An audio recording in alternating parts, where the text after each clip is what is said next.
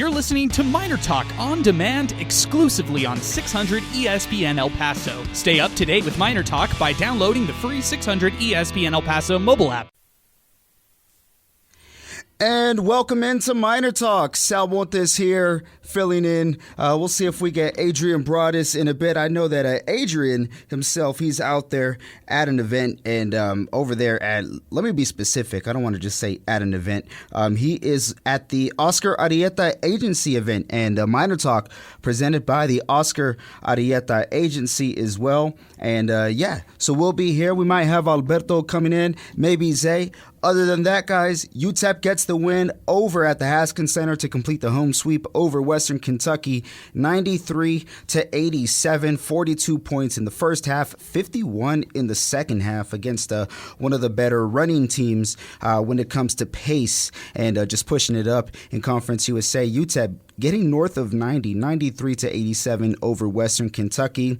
And UTEP now advancing to 2-2 in Conference USA play, 11-8 overall. Western dropping to 13-6, 2-3 in league play.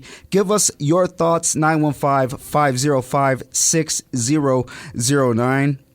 Once again, 915-505-6009. A lot to kind of unpack from this game. I know that a lot of people out there, including myself, were kind of asking for more and to see some consistency. And I'm not surprised at the point differential. I think this was a game that if both teams are running, they could be, within 5 to 6 points if they're taking relatively good care of the ball, if they're able to counter each other. I expected a closer than usual game. I did have Western on top, no pun intended, but I was wrong there, so give UTEP credit, 93-87 over Western Kentucky. But when I say a lot to unpack when it comes to this game, just seeing a lot of action from a lot of guys out there. Of course, Tay Hardy, reliable tonight, 9 for 18, putting up 18 shots, but he finishes 500.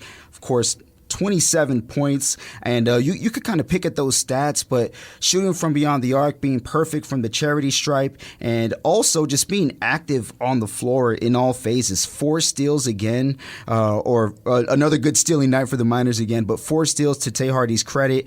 Also grabs 4 boards. He split them both offensively and defensively, and Tay Hardy, really the guy who answered the bell tonight, along with some others. But give us your thoughts, 915-505-6009. We also are on Twitter at 600 ESPN El Paso. Let me go ahead and load these up. Let's see what people have been saying. I know that a lot of people were probably glued to the TV watching the 49ers and also watching the Green Bay Packers tonight. We have Alberto just stepping in, and a lot to unpack here. Let's take a look at what's going on Twitter, and just going to load this up here. I know we had a lot of them during the game, but we'll start off with Tristan Pence. This one coming in. Important win for the Miners. Kudos to the Miner coaches for switching to a full court press late in the game and forcing some turnovers when they could not stop Western's half-court offense. The Miners really need to improve their defense moving forward. That coming in from Tristan Pence. True. I think we've seen the defense kind of be the calling for Coach Golding and the teams that he's coached this year. The numbers don't necessarily reflect that, but on the flip side, I do think this team is able to run a lot more than previous years. So something different to expect, but no, definitely understand that. Taking a look elsewhere on Twitter, let me go back further and then work my way up because a lot of them to get to. And this one coming in from, let's see here, Joe Chacon. This posted an hour ago. Even Joe Golding, and this is a picture with Benjamin Grajeda, a reporter for ESPN Plus, chatting with Coach Golding. He says, even Coach Joe Golding is looking at the stat and going, already 13 years, and that is in reference to him coaching about 13 years. Yes, it's his 13th season, and there we go. More context here. He says, reporter, Coach, you're in your 13th season. How does this win compare to those previous 12? And a reply from Coach Golding, time sure does fly. Seems like it was just yesterday, but this one felt good. Cool tweet, Joe Chacon. Shout out to you. Also has the hashtags, I can't forget, hashtag MinerTalk, hashtag reppin' from Colorado now. Pick my Axe 915. This conference might be so bad. UTEP still has a shot to win the conference title if they get it rolling. I have my doubts, but I still have hope.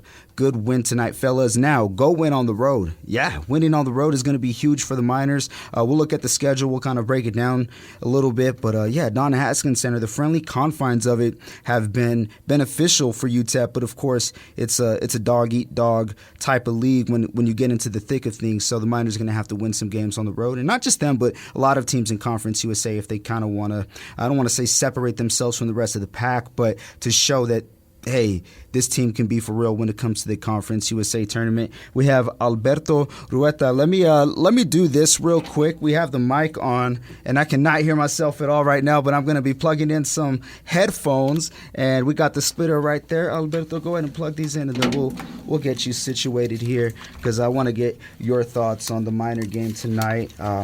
There we go. And we should be good. Perfect. I can hear myself again. You should be good to go in those. But let's see here. Looks like we do have a line ringing in. And this is what I'm going to do, guys. We're not even going to screen it. There's no way we could screen it. So all I'm asking for you all to do is just please keep it clean, no cussing, and another rule, only one caller per show. But you can send as many tweets as you want if you'd like. And if it's something bad in there, of course, we'll kind of paraphrase to a much cleaner version. But let's see who we got on the lines. You're in on MinerTalk. Who do we have here? Mike from Austin. Mike from Austin. What's going on, Mike? How'd you like the game tonight? I love the game. Interesting game. Interesting stats coming from the game. So it'll be interesting to see how y'all break it down. Which one do you like most or find most interesting when it comes to the stats for UTEP? Well, I got to tell you, there's three. The first one that's the easiest to talk about is something that was mentioned last week was when Tay Hardy gets more than double digits in a game where we were 8-0 and we're now 9-0. Or, not Hardy, I'm sorry, Powell. Powell, yeah, Zid Powell. Mm-hmm. And then the other thing is that we're number one in Conference USA in field goal percentage. Yeah, what an interesting stat there, right? Because we talk about, hey, this team is missing open jumpers, but they lead the league in field goal percentage. Go ahead, Mike. And then the third one that was mentioned this evening was that we're number one in forced turnovers in the country, not just Conference USA, but in the country. So with those three pretty impressive stats, well, at least two of them, the Zid Powell thing is, within our organization. But with those two pretty impressive stats, have we turned a corner? Are we starting to see what the potential of this team was altogether? And so I'll just hang up and listen to what y'all have to say. Mike from Austin, thanks so much for the call. And no, great questions there. Yes, if kind of the corner's been turned and, if that's kind of what's going on there. I wouldn't necessarily say that. I think there's still a lot of basketball left to be played. We want to see that on the road. I think that would be the next step to kind of answer that question, and we want to see it on the road consistently. But I'll tell you this much, it is a lot better basketball that they're playing now than what we've seen the last 3 weeks or so before this home stretch. I definitely think that they're cashing in at the free throw line. That's one area of improvement, which is helping them out.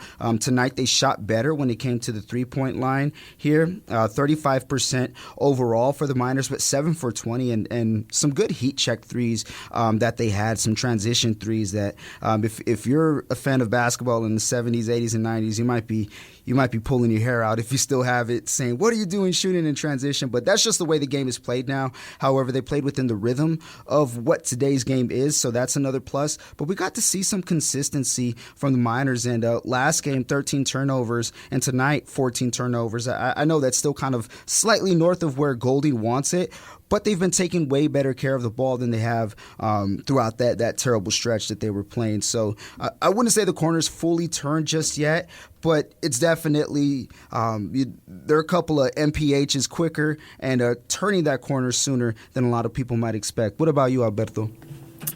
No, yeah, I loved what I saw from the Miners, especially in those last 4 minutes. I checked the game book, and in the last 4 minutes, with 4 minutes left on the clock, 4:50, the Miners and the Hilltoppers were tied 75-75. And the Miners were able to, pull this one out, and I think that was really impressive, especially when you think about the crash, that they had at FIU. I'm surprised that wasn't on their mind. And yeah, the Miners played great. Their defense has kept them in games. It kept them in this one, so that was phenomenal to watch. And yeah, I love what I saw from Tay, and I loved what I saw from a lot of the guys, especially the freshmen. Corey Camper, he was a great player. He had a great game. Yeah, and I think when it comes to the newcomers, we'll just mention them off real quick. Corey Camper, and I'll reel off a handful of them. I don't want to mention all of them, but these ones in question, Corey Camper. You also have Terrell Jr., Elijah Jones. Just looking at those guys and what they've brought to the table, definitely able to impact the game in a big way when you combine all that they shot. And when you look at them individually as well, definitely 500 or better. Corey Camper, 6'4", and he gets 31 minutes. I think that's a huge stat right there. We could definitely break that down later on. He also gets 3 boards, only 2 fouls to his credit, 3 assists, and finishes with 19 points, the second leading scorer for the Miners tonight, and the second leading scorer overall in the game tonight. So Corey Camper definitely playing huge minutes tonight and assisting the Miners and delivering some continuity for them when it came to play. And I don't want to just say offense or defense specifically, but I think in general he was reliable when it came down to it in the grand scheme of things. Looking over at David Terrell Jr., 17 minutes as well, so getting just slightly under what half a game would be in 20 minutes. He's at 17, but he's 1 for 2, and impressively, he's getting to the rim at a good clip, 4 for 6 from free throw line tonight as well, shooting a good percentage there, grabbing some boards. Looking at it, 2 fouls. I think that may have been why the minutes were lower than they should have. However, you can look at how everybody else is playing and kind of say, hey, there's some momentum there. We'll keep on riding that. But continuing down Terrell's stat sheet, only 1 turnover and a steal, which kind of cancels it out. So effective in all phases. And then another one that we mentioned, Elijah Jones, a stat that Mike from Austin mentioned was the highest field goal percentage for teams in Conference USA. And it's a small contribution numbers-wise, I guess, only 3 attempts, but huge when it comes down to how much you should value a possession. In 5 minutes, he scores 6 points tonight, and 0 for 1 from the charity stripe, so he did miss his free throw, but gets 3 rebounds, only 1 foul, and 1 turnover to his credit in the short amount of time that he played. So those 3 newcomers, definitely something to, I guess, I don't want to say look forward to down the stretch as far as years go, because we know what today's day and age is in basketball, right? The portal. So no confirmation there. It's just an idea. But down the season here, Alberto, those 3 guys for the newcomers, do you expect to see them all continuously get north of, let's say, 15 minutes each of them the rest of the way? Yeah, I do. I think that they've given you a lot of great looks, and I'd rather develop them than I think to give some of these veterans who are continuously giving you bad looks and bad plays. Just take them out, give your younger guys an opportunity to develop. Tay Hardy's obviously not included in this. He's pretty much the only veteran that's playing lights out. Otis Frazier will play lights out from time to time. But, some of the other guys are a little bit of a disappointment. I won't name anybody to put anybody in the spotlight or anything, but there's just been a lot left or the Miners have just left a lot on the table from the veterans. Veterans have left a lot of things undone. So I'd love to see the freshmen get more minutes, and I think that what we need to do, or what this win tells us, these pairs, these 2 wins tells us, is that the dynamic of the conference has changed a little bit with the addition of NMSU. Why do I say that? Because, now teams have to take a trip where they play 2 games, almost back-to-back. So that changes things, where you would just come into El Paso, play El Paso, and leave. Now you come into El Paso, play El Paso, and then you go to Las Cruces, play Las Cruces, and then you get to go home. So it changes things. And you know what? That's a good point, because with the addition of New Mexico State, we could kind of throw last year out the window, but recently the success that they've had has made the Pan Am Center one of the more tougher places to play when they were, of course, at that time in the WAC, and Independent when they had to, reel in some teams there. Whatever the case is, my point is the Pan Am Center is not the easiest place to play, and having those on your road trip, if you're one of the teams in Conference USA, could be trouble. I mean, I reference this too as well because in the past the Miners, when they're on the road, they'll typically, and I'll look at the schedule here in a bit because I want to be absolutely certain for this season, but in the past, what I'm getting at is they would take a trip to Murfreesboro, and then they would take a trip to Bowling Green when it came down to it. And yeah, there it is. I'm looking at their schedule, and they're going to be out in Bowling Green on the 15th of February. Then they'll be in Murfreesboro, Tennessee. My point is that's been one of the tougher road trips for other teams in Conference USA. So kind of paying the favor back, but no, that could be definitely a trip that can trip some teams up when it comes to teams trying to get, on a good winning track. If they're on a winning track, they definitely have some tests there. Or if you get those wins against those two teams, it could kind of show, some confidence to your team if you're taking that trip and getting one of the two. Yeah, getting one of the two games. And you know what? It just takes a toll on your team to play two games so close together. The Miners won this game because of their great performances on defense and offense, but they were aided by the fact that Christian Lander, who was number 4 for the Hilltoppers and averages 10 points in 25 minutes a game. So, a pretty key player for them. One of the 3 guys that scores in double digits, he was out. He got banged up late in the NMSU game, and he didn't suit for this one. So stuff like that is going to start happening, and it can happen to the Miners, on that trip. So that's something to keep in mind, the wear and tear on the bodies of these athletes as they travel and the season gets further into the season. Yeah, definitely looking forward to seeing what can happen in this new Conference USA. USA. That's the league that's popular right now when it comes to all the members in it. But what we're going to do here really quickly, we're going to pause 10 seconds for station identification. We'll be back in just a bit right here on MinerTalk on 600 ESPN El Paso.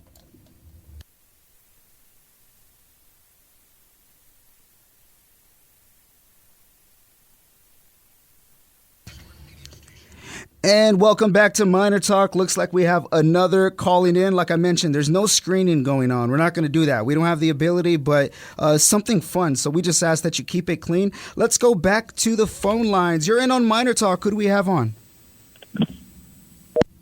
All right, there it is. They're shy. It was Casper, the friendly ghost, who called in. That's awesome. Now I could say I know somebody who was really famous in the 90s. So yeah, that's the way that we'll do it here, Alberto. Funny stuff. It's great. But no, let's kind of break down some of these numbers. We talked about Tay Hardy earlier. We'll kind of dig deeper into the numbers as the show goes on. But just looking down the stat sheet, I think doesn't necessarily tell the full tale of one's game. But Trey Horton tonight only getting 11 minutes. 1 for 3 when it comes to field goals, and he gets his free throw there. Finishes with 3 points, gets a steal. What I'm getting at, though, when it comes to Trey Horton, although only 11 minutes, I thought him being active tonight was fun to watch when it came to him just flying all over the floor. Yeah, it was a lot of fun to watch, but like we've said before, they're letting these freshmen get minutes, but they're not letting them have a free reign, and I think that's key. That's exemplified here in Trey Horton's minutes this game and last game. He just hasn't had a bunch of minutes that we thought he would see after winning the Conference USA Player of the Year. Player of the Week. So yeah, it hasn't increased his numbers. He's just working his way up, almost 11 minutes this time. Elijah Jones, he went perfect from the field. He only got 5 minutes. So yeah, that's something to keep in mind. A lot of these guys are playing really well, so coaches cutting down on the rotation, and guys aren't getting as much minutes. Tay Hardy played 38 minutes today. Man, the most of any player. A lot of fun numbers there. Let's go back to the phone lines. And on MinerTalk, who do we have on the line? Hey, what's up, Sal? It's Kevin. Kevin, how are you, my man? Good, man. What about you? Hey, living the dream, man. Got to watch some fun football today. Got to see the Miners win. Can't complain one bit. Yeah, no, it was a pretty good game, honestly. I can't complain with this game either, and I've been this team's biggest critic, throughout the whole year, They shot well from the free throw. They shot well as a team. They shot well from 3-point. Who is this team, Sal, I think they're starting to gain their rhythm a little bit, man. They're starting to find their shots. They're starting to find, where they can, shoot the ball the best and stuff. But I don't know, man. I watched a lot of Conference USA ball today, man, and I think the conference is wide open, man. UTEP gets hot at the right time. We'll see what happens. Yeah, a lot of teams have that potential this year, and I'm going to roll down or scroll down here when it comes to their schedule. But just kind of looking at some of the teams that you can kind of clump in that group, Sam Houston could be one of them. Of course, Liberty could be one of them. New Mexico State, hey, they got their home sweep as well. Yeah, hey, don't let their record fool you. They're a better team than their record, man. I will say. Yeah, their guards are so much fun to watch, and then just seeing them in unison, if you're a coach, it's got to make you smile. So, no, definitely agree there. Yeah, no, most definitely. I mean, I need to see this team win on the road, though, Sal. That's the only thing that's bugging me. They're 0-5 on the road, man. So, in that case, that's coming up, man. It's coming up next week. La Tech and Sam Houston. What do you think is going to happen on that road trip? Well, La Tech, man, I didn't pick them to do anything this year in this conference, but they look pretty damn good, I mean, I hope we squeak out the win. And Sam Houston State, I'm actually going to be at that game on the road, so they better freaking win. I'm driving 3 hours from Austin to go watch them in Huntsville, so they better freaking win because I'm going to be there. I'll send the letter out to everybody in athletics. Go out there and win. Yeah, no, but I hope. I say 1-1, though. Okay, and that's not too bad either. This I think is one of their tougher road trips. Of course, the TAC being one of the tougher places to play in Conference USA, and then just seeing what's happened at Johnson Coliseum in Huntsville over the years. I mean, those fans are starting to get some of that. You mentioned the team getting in the rhythm, right? I think those fans are getting in the rhythm of rooting for their team because it hasn't been one of the easier places to play within the last decade or so. No, yeah, most definitely. I may not try to be like a crazy fan at the game. I'll just try to keep my mouth shut as just much wear as I can, orange. I think you'll be okay. Hey, I'll be wearing my Texas Western gear. Don't worry, I'll be out there. Awesome. Thank you so much, man. We appreciate you calling in. All right, take it easy, Sal. Awesome. Let's go back over to the phone, not the phone lines, the Twitterverse or the Xverse, however you want to say it. I still say Twitter, and when I updated all the apps on my phone the other week, I was a little sad because I still had the original Twitter, and then I had to update the app, and life has been great since then. But no, looking at the tweets, just kind of going down the list here, going over to Pinky. This about an hour ago, he said Kalu has no presence on offense or defense. #MinerTalk. And I think the production from Kalu within the last couple of games, I don't want to say it's discouraging. I think today was kind of in that wheelhouse. You got to see him be a little bit aggressive and effective. However, in 18 minutes, only getting 5 rebounds, I think you kind of want to have that number be a little bit more. But the Miners win the rebound battle when it comes to it as well by 34-33. However, I definitely want to see that from him. What was your take on Kalu tonight? Yeah, I think he needs to play a little better. I think that, those points he's giving away right underneath the basket, those are hard to forgive, and they look horrible on TV. And so Miner fans, no matter what you do, if you do one of those a game, that's all they're going to remember, No matter how many buckets you make after, they're going to remember the wide open layup or dunk that you missed. So that's rough. But you know what? Coach hasn't lost faith. He gave him 17 minutes, 5 rebounds, not too bad. He drew 2 fouls. He didn't foul anybody. That's not bad. It could have been a whole lot worse. I was expecting to see maybe a couple steals from him because there's a lot of steals in this game. Tay Hardy had 4, Otis Frazier had 4, Zid Powell had 2, Calvin Solomon had 3. So I expected him to get some steals. He didn't, but that's all right. His plus-minus right now is -8, which isn't great. So he needs to improve if he wants to see more playing time, and especially in conference play. I think when it comes to Kalu tonight, the one big knock, and I know I went on like a 2-minute rant earlier, but for Kalu, I think the biggest knock on him tonight was kind of just letting those guys get by him to get those buckets. In other areas, I think he was relatively efficient, and one thing that's hampered him has been fouls. No fouls tonight, which was huge, and also no turnovers. So reliable when it comes to those aspects. Kind of just want to see that defense tweaked up a bit, and who knows what can happen. It was a relatively good night for Kalu, in my opinion. Wasn't the greatest, but a performance that you could accept. I respect to agree. So credit there. Let's take a look elsewhere when it comes to Twitter. Man, a lot of them to get to, and this one from Pick My Axe. Looks like we read that earlier. This one from King Eric at 17 King Eric. Quality win for sure. Maybe this is the swing us Miner fans need. Good tweet there. This one from Manny David. Good win for the Miners. Too many easy layups for Western, but they were able to keep it close and got the W. Hopefully they can split the upcoming road trip. A sweep would be even better. La Tech going to be tough. We'll talk about the road trip coming up in more detail in just a bit. This one also from Cesar Cubillos at Ice Cubillos. Strong showing by UTEP men's basketball tonight. Hardy and Camper were on fire, and defense showed up when it had to. Free throws made a big difference. Glad to see the win. Hopefully they can take the momentum on the road. See everyone at the women's game Thursday. Awesome tweet from Ice Cubillos. I like his points there, how the free throws were the big difference. We talked about the poor free throw shooting from this team earlier in the year, but with a game that was close like it was tonight, I know the Miners won by 6, but they had to do some pulling away. Being 24 from 29 from the free throw line is going to help a lot. It really is. You're not going to give the defense an opportunity to, or the opposition, I have to say, an opportunity to kind of top what you did when you're able to make your free throws. Because if you're able to make them, that's able to extend the possession. And man, I can't believe we're actually talking about improved free throw shooting after the first month and a half here, Alberto. Yeah, it's a weird situation. Just last year, this Miner team was horrible at shooting the free throws. So seeing this huge improvement is a phenomenal thing to see. And you know what, Zid Powell, 8 free throws, drew 4 fouls today, got 8 free throws. He's a foul drawing machine, and that's why the advanced analytics love him. He just gets to the foul line and he makes most of those shots. So if the Miners shoot like this from the charity stripe all year, and they get to the charity stripe like this, they got to the charity stripe over 2 times over twice as many times as the Hilltoppers did.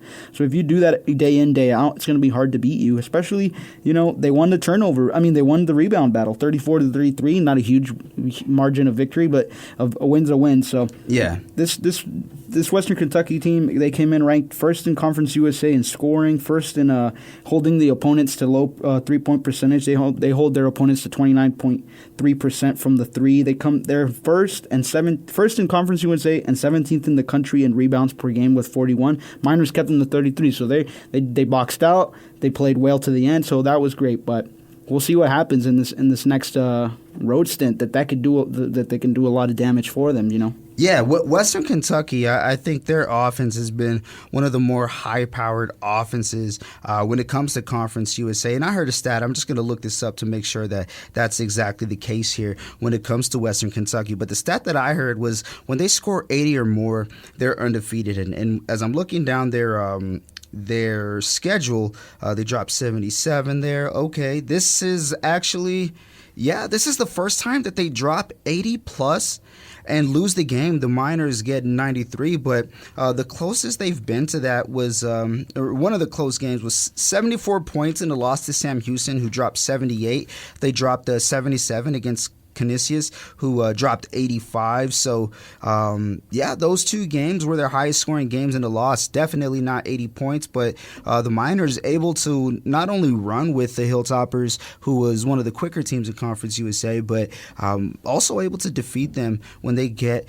80 points or more. So those fun little tidbits to look at when it comes to it for tonight's game. Back over to the Twitter sphere. Let's see what else is going on.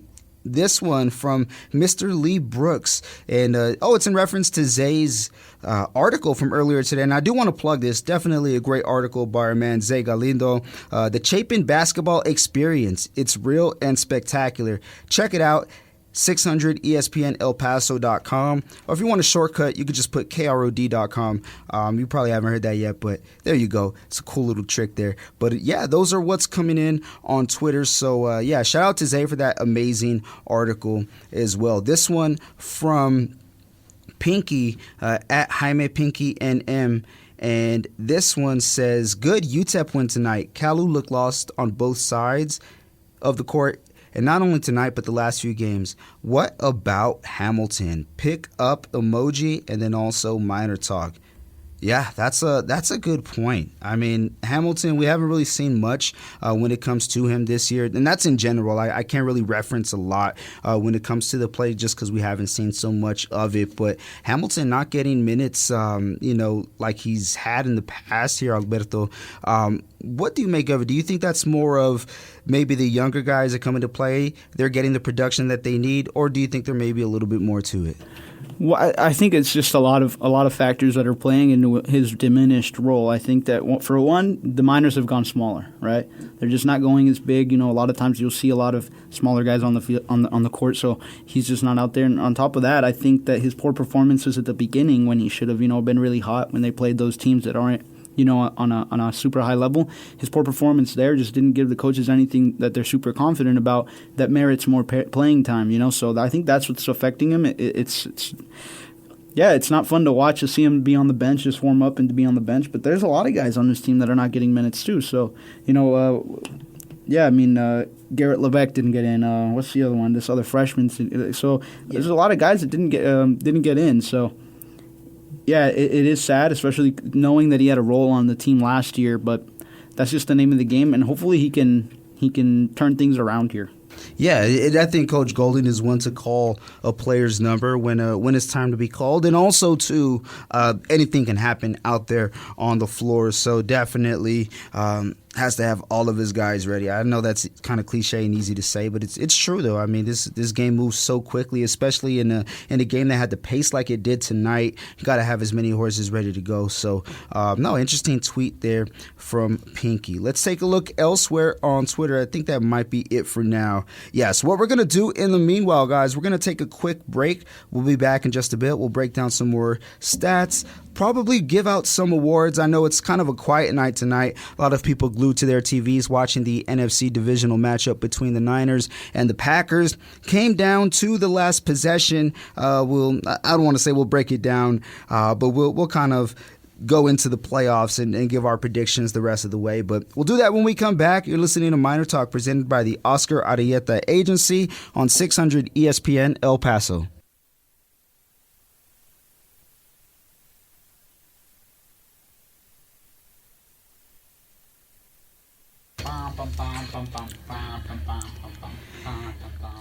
And welcome back to Miner Talk here on 600 ESPN El Paso. Miner Talk is brought to you by the Oscar Arieta Agency. And we're live and direct, 915-505-6009. We might wrap it up in just a bit. Kind of a slow night. We know that a lot of people glued in to the NFC divisional matchup. And I don't know if you got to see it earlier tonight, Alberto. I know you were out the game, but maybe you just heard what was going on. But the Packers were taking it to the Niners, and the Niners not getting the lead until the second half. Or matter of fact, they got it to in the first half, I should say. But the Niners kind of sealing the deal late in the fourth quarter there. But the Packers just showing up in that first half. Did you get any glimpse of it? I did, and unfortunately, I was too locked into the Miners game. But you know what? I was looking at the box scores, just to keep an eye on a couple of props here or there. Just curious, nothing going on. Just curious, wanted to know. And yeah, I mean, for a long time, it looked like the Packers had it, and I just don't know what happened. I'm going to have to go back and watch the highlights. They captured on the end. I saw something on Twitter where it was like two Packers sitting on the bench, and they're just sitting in awe. I think their mouths are open. They're just kind of like, What just happened? So something happened out there at Levi Stadium. We're going to have to see what happened. I'm ready for tomorrow's games. Yeah, the Packers missed a field goal in the second half, and that a big difference maker. Obviously, the difference here in the game is 3 points, 24-21. But that could have given them a chance. What would ultimately be overtime. Of course, hindsight is always 20/20. Who knows what happens in the meanwhile? But a fun game to watch, and I think one where the winner of this game would have momentum either. I was going to say going into somewhere. It doesn't really matter, though. The winner of this game would have momentum going into the whatever stadium they would walk into next, whether that be home or away. And they await the winner of tomorrow's matchup between the Lions and the Bucks. Before we go further on Miner Talk here, let me go ahead and bring up the schedule. we know earlier today, Baltimore defeating Houston, kind of routing Houston in the second half. Impressive first half by D'Amico Ryans in the game that he was calling in the first half, but Houston not able to capitalize on opportunities on offense, but Baltimore just able to stay on top, 34-10. Baltimore winning, of course, tonight, San Francisco. Tomorrow, we mentioned Tampa Bay and Detroit. Kansas City and Buffalo is going to be a good one. Who do you have tomorrow when it comes to the first one, Tampa Bay or Detroit? I think Detroit will take this one. They just have the mojo on their side, and I think that they have a lot of special guys on their team. They have the guys to make it to do the job. Nice. Of course, I'm a homer. You know who I'm picking already. But in either way, though, the reality of it is I do think top to bottom, Detroit has the better talent on the team. Better, I don't want to say better coach all the way. A lot of respect to Todd Bowles, and Tampa Bay's here for a reason. They're riding a hot streak right now going into Detroit. But Tampa Bay defeating Philadelphia last week, a lot of momentum on their side. All that being said, I understand it. I still have Detroit in that one. But tomorrow, the big one, Buffalo against Kansas City. Josh Allen, I was going to say Jared Allen, that's the defensive lineman, but Josh Allen trying to exercise those demons against playoff Patrick Mahomes, trying to get win number 1. Buffalo, KC in Buffalo. Who do you have? Who's going to the AFC chip between the two? I have the Bills winning that one. I just think nice. That, yeah. Okay. I hope they win. I'm tired of seeing Mahomes in the Super Bowl and in the AFC Championship. So you don't want to see Taylor Swift all over the no, the I don't TV. on the TV. We've had enough, man. It's going to be a cruel summer coming up, that's for sure. But I got to say this. I want Josh Allen to win 100%. I want the Buffalo Bills to do it. It's just something tells me playoff Patrick Mahomes is here to stay. And as much as I hate to say it, I'll say it's Kansas City. I hope that I'm wrong. I really do. I want to see Buffalo advance to the AFC title. That would be such a good game between the 1 and 2, between Baltimore and Buffalo. But Patrick Mahomes has been there before. He can afford to have a bad season and show up in the playoffs. So give me KC over Buffalo. Give me Detroit over Tampa. Of course, Baltimore getting the win. San Francisco, that being Baltimore. In my prediction, Baltimore-Buffalo. We didn't know that for sure yet, so we'll save the conference championships for next week. We'll keep it divisional here, but that's your look at NFL action. Back over to the Miners game. They would get the win against Western Kentucky, 93-87. Matter of fact, before we go further on the men's game, the UTEP women falling against Western Kentucky, 66-65 in Bowling Green.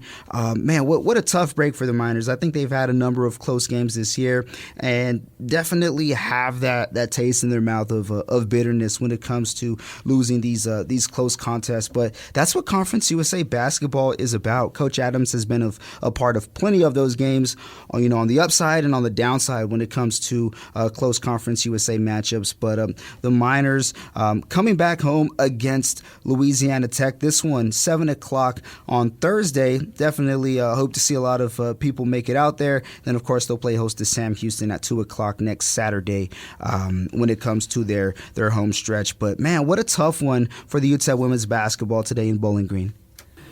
Yeah, a really rough one. What surprised me when I saw the box score was Mari Petrie didn't start. In her place, Tensaye started. She got 26 minutes, went 3 of 8 from the field, had 8 points, 1 rebound all game, 1 assist, 2 steals. So that was weird. Petrie usually starts there, so that was weird. But Jana Sinde, 19 points, Aaron Wilson, 13 points. They're always on, so that was great. But yeah, 1 point loss to make it 3 consecutive losses, that's rough. So the Miners need to bounce back. The Lady Miners need to bounce back as soon as possible. Yeah, and of course they have Coach Ava and Coach Adams on staff along with a respectable staff. So there's no doubt in my mind that they're doing the things in practice and trying to build habits that can turn the corner.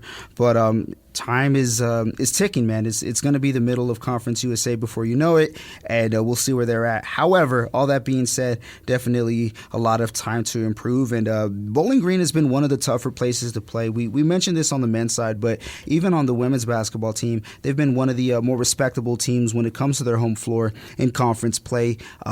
throughout the years, not just this year. So definitely a tough pill to swallow, but one you can look back on and see where you can improve. So that's what went on when it comes to the women's basketball team today and the home stretch that they have. Back over to the men's basketball team here.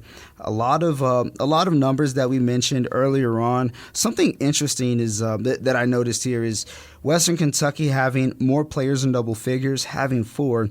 The Miners only have 3, but they have the top 2 leading scorers when it comes to the entire game. Tay Hardy, 27 points. Corey Camper, 19 points. Zid Powell, 17 points. So getting some good production when it comes to putting the hoop in the bucket right there. But you want to see the efficiency rise up a little bit more with Zid Powell, only 4 for 15. He does get 28 minutes, and you mentioned this earlier. I think the best part of his game is trying to take over in moments and getting to the cup and getting fouled. So a lot of respect there. 7 for 8, really good from the free throw line. 3 boards as well, shows that he was active.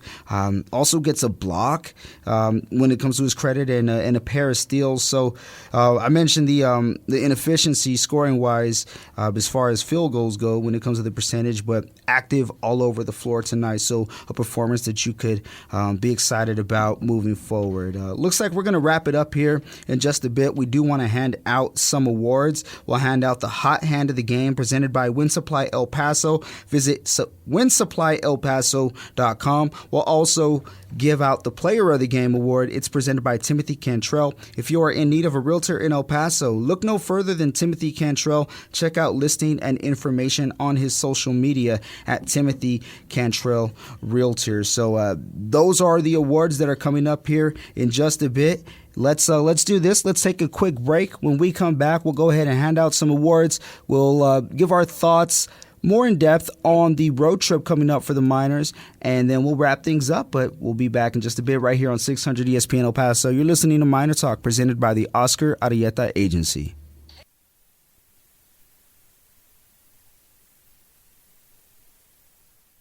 And welcome back. Miner Talk, presented by the Oscar Arieta Agency. UTEP getting the win over Western, 93-87 at the Haskins Center. They get the home sweep to open up their Conference USA home start, I guess, if you want to put it that way. 2 wins, one against Middle, that coming on Thursday, 73-59, and of course 93-87 over Western Kentucky on Noche Latina. That from earlier tonight, not too long ago. They got a road stretch coming up, Louisiana Tech and Sam Houston. That one on Thursday against La Tech. It's a 5 o'clock tip-off, so pregame, the countdown to tip-off will be brought to you at 4:30, and then Saturday, that one, an afternoon game, 3:30 against Sam Houston. Those games on the road. A lot more games to play after that. We won't reel it all off, but in this road stretch against La Tech and Sam Houston, after seeing what you've seen the last couple of games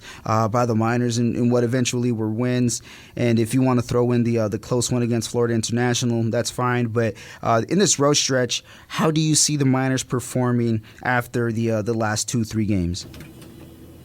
I think they can, if they play well, like they've been playing towards the end of these games, they can split the series. It's not going to be easy to win them both, but I'm confident that if they play well, play together, and play hard defense like they did today to close out the game, they can win some games. The offense has looked a lot better. There's still room for improvement, but there's something to work on here.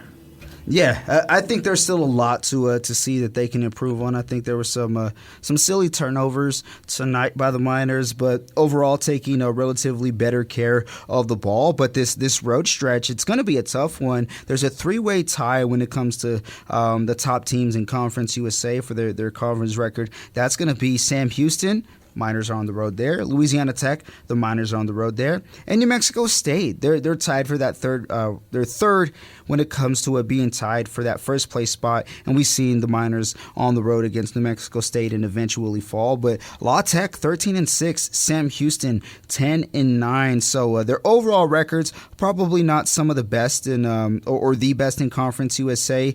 La Tech definitely up there when it comes to best records. Western Kentucky overall, now 13-6 with the same record as Louisiana Tech. So the Miners falling to the third team when it comes to that first place tie, and basically beating a team that's tied for that first place overall record, Western Kentucky, and their tie being Louisiana Tech. So just a bunch of fun spiderweb stats if you want to look at that. But two teams that are tied for first place in Conference USA, Miners got to go on the road and take on. It's going to be a tough one, but after seeing what I've seen, if they can play that way for a good part of that road stretch, I could see them splitting. But at the end of the day, it is going to be a favor that those teams are going to want to return when they come to El Paso and Cruces. So a lot of fun basketball to look forward to. Louisiana Tech, though, the hottest team in Conference USA, they're on a 3-game win streak, and they're undefeated at home, 9-0. Overall this year, 9-0 at home in the TAC, definitely a tough arena to play in. So it's going to be fun to see what the Miners can do there. And then for Sam Houston, who they got next Saturday, a 6-2 home record as well. They're on a 1-game losing streak, of course. Let's go ahead and go over to the stats here, because I was reading those scores earlier. There was some fun Conference USA basketball that went on today. Just pardon me really quickly trying to load this up here, but New Mexico State getting the win at home against Middle Tennessee, 73-62. So, like I mentioned, 3-1 in conference play. They're turning that corner. Starting with this home stretch, 9-10 overall, but definitely a good win there. But Sam Houston losing this one tonight against Liberty, 82-66. This one on the road, so Sam Houston gonna want to try and make things right.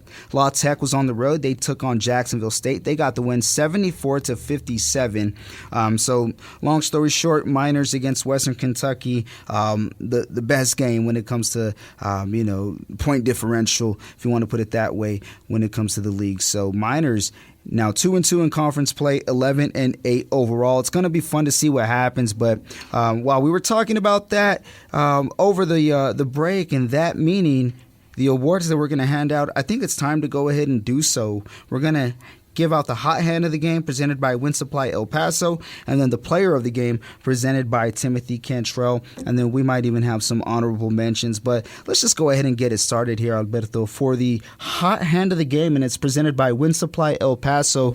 Who do we have? For the hot hand of the games provided by Wind Supply El Paso, we're going to go Tay Hardy? Or you want to go Corey Camper? Let's go Corey Camper, yeah. I like that one, yeah. And Tay Hardy, definitely a great performance. But yeah, Corey Camper having a tremendous night tonight when it comes to the ball being in his hand. What'd you take away from it? Well, I mean, he just played phenomenal. He's getting better every game. Played 30 minutes, 6 of 11 from the field, 6 of 7 from the free throw. That's phenomenal. 3 total rebounds. That's great. Drew 4 fouls. So he's doing it all for the Miners, creating disruption, getting out there, doing what he's supposed to do.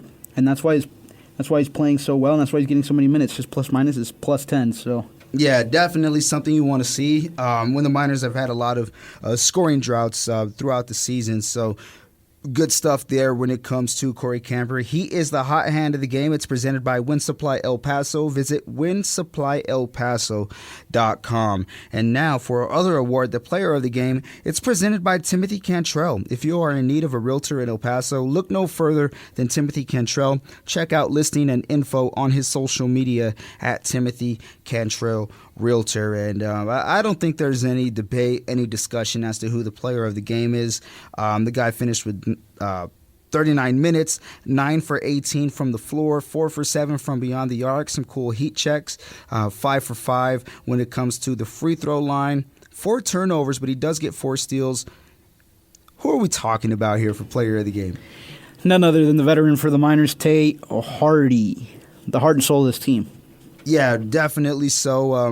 You talk about some of the younger guys. I'm looking forward to seeing them getting more minutes, and some of the vets, you kind of seen all that you could see. But Tay Hardy, definitely an exception to that. An incredible night for Hardy, efficient. Just seeing him command the respect on the floor without even having to say much. He's now at a point now where he could show up and the other team knows that that's the guy that you got to watch pretty much from the tip-off to that final buzzer. So Tate Hardy, he is the player of the game. It's presented by Timothy Cantrell. If you are in need of a realtor in El Paso, look no further than Timothy Cantrell. Check out listing and information on his social media at Timothy Cantrell Realtor. That's a look at the two awards that we have, but do want to give out some honorable mentions because we were kind of talking about who should be the player of the game, the Hot Hand Award. Who's one of your honorable mentions tonight? For me, it's Zid Powell with 17 points tonight. Yeah, Zid Powell definitely able to play with the pace tonight. I think that's something that was fun on offense. Early on in the game, there was a early bucket that he gave up, including the and one. But then he's able to go down the floor and have an assist on one of the future offensive possessions after that. So Zid Powell showing up tonight, 4 for 15 when it comes to shooting from the floor, but 7 for 8 from the free throw line. Gets 3 assists, 2 turnovers, but he does get a block and 2 steals to his credit. Grabs an offensive board and a relatively good night offensively when it comes to crashing the glass. Miners get 12 rebounds and Western Kentucky only getting 6, so doubling up on the offensive rebounds there as a team. But yeah, Zid Powell, his activity tonight definitely needed. That's your honorable mention. For me, I'm going to go with Otis Frazier, 29 minutes tonight, 3 for 8 when it comes to field goals. No threes for him tonight, but he was active and the leading rebounder for the Miners, and tied for leading rebounder tonight when it comes to both teams. Kalambe for Western Kentucky, he also nabs 9 boards, but you got to give it to Otis Frazier tonight. 9 rebounds, only 2 fouls as active as he was. Also gets 6 assists and 4 steals. This guy was incredible tonight. Another a large steal game. Last game was 8, and he also gets 4 tonight. So when you split that up, that's basically 6 a game in home Conference USA games. I know we're kind of skewing that a bit when it comes to a sample size, but it's an impressive number to look at and gives you something to look forward to when it comes to that spark on the floor at any given moment. So Otis Frazier, my honorable mention tonight. You know what, guys? I think that's pretty much going to do it. It was UTEP, of course, getting the win over Western Kentucky, 93 to 87. We talked about the road trip coming up against La Tech. I think it's split as well. So does Alberto. He has a split. So we'll see what happens there. But we'll have more for this on a night where there's not NFL football. A lot of good football today. First half between Texans and Ravens was fun, and the full game between the Niners and the Pack was also fun. And Baltimore moving on, San Francisco moving on. Tomorrow it's Detroit against Tampa, and then you also have Buffalo against KC. But that's pretty much going to do it here in the studios at 600 ESPN El Paso, the River Oaks Properties studios, brought to you by Schoolyard Sports. And yeah, Miners get it done 93 to 87. Give us a call next time, 915-505-6009. Send us a tweet at 600 ESPN El Paso, where the next show will be after UTEP is on the road against Louisiana Tech, and we'll have all of that here on 600 ESPN El Paso. 5 o'clock tip-off. Also, don't forget, broadcast starting at 4:30. That coming up on Thursday next week. That's a look at MinerTalk here on 600 ESPN El Paso. It's brought to you by the Oscar Arieta Agency. UTEP getting the win over Western Kentucky, 93-87.